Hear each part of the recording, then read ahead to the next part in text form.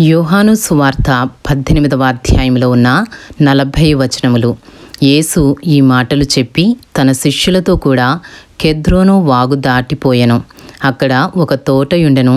దానిలోనికి ఆయన తన శిష్యులతో కూడా వెళ్ళెను.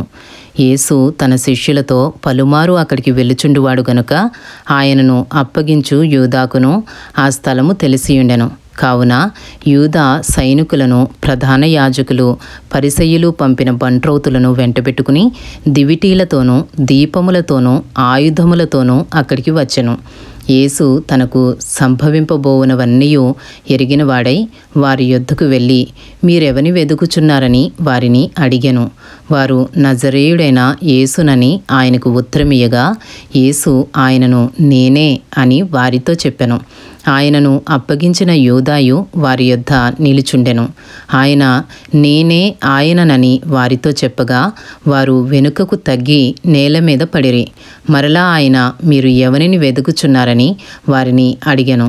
అందుకు వారు నజరేయుడైన యేసునని చెప్పగా యేసు వారితో, నేనే ఆయననని మీతో చెప్పితిని కనుక మీరు నన్ను వెదుకుచున్న ఎడల వీరిని పోనీయుడని చెప్పెను.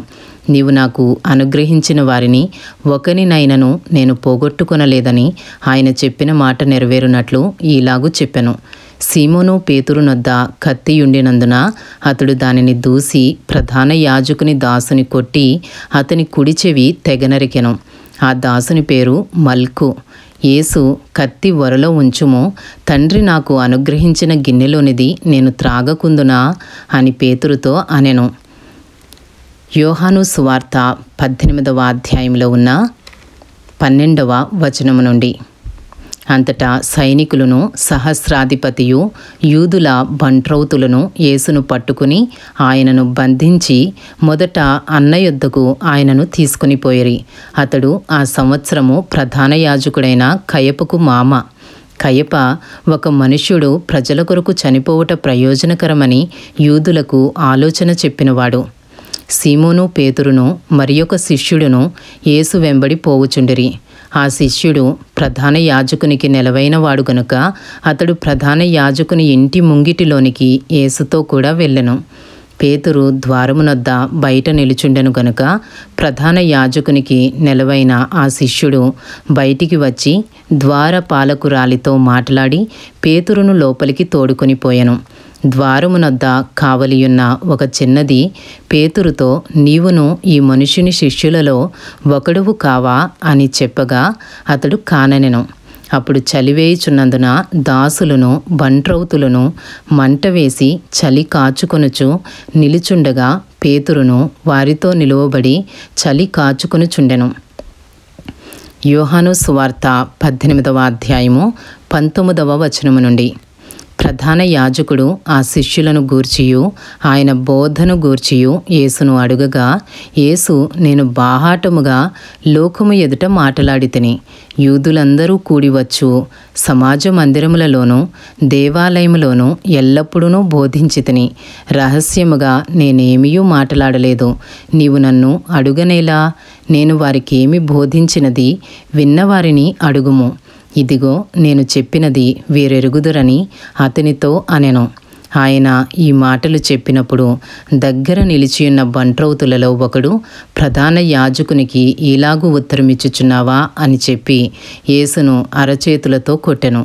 అందుకు యేసు, నేను కాని మాట ఆడిన ఎడల ఆ కాని మాట ఏదో చెప్పుము, మంచి మాట ఆడిన ఎడల నన్నేల కొట్టుచున్నావనెను.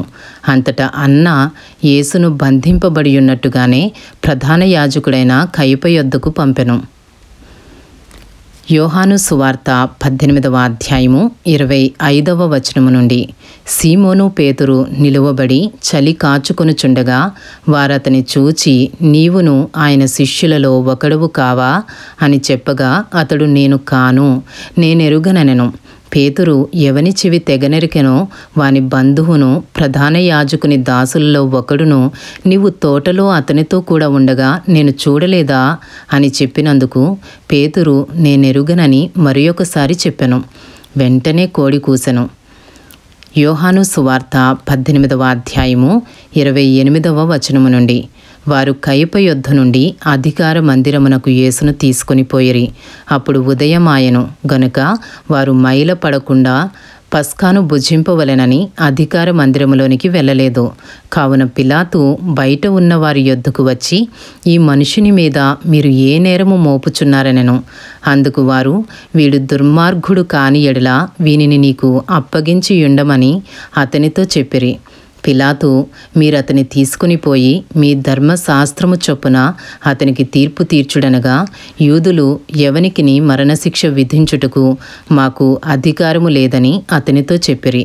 అందువలన యేసు ఎట్టి మరణము పొందబోవునో దానిని సూచించి చెప్పిన మాట నెరవేరెను.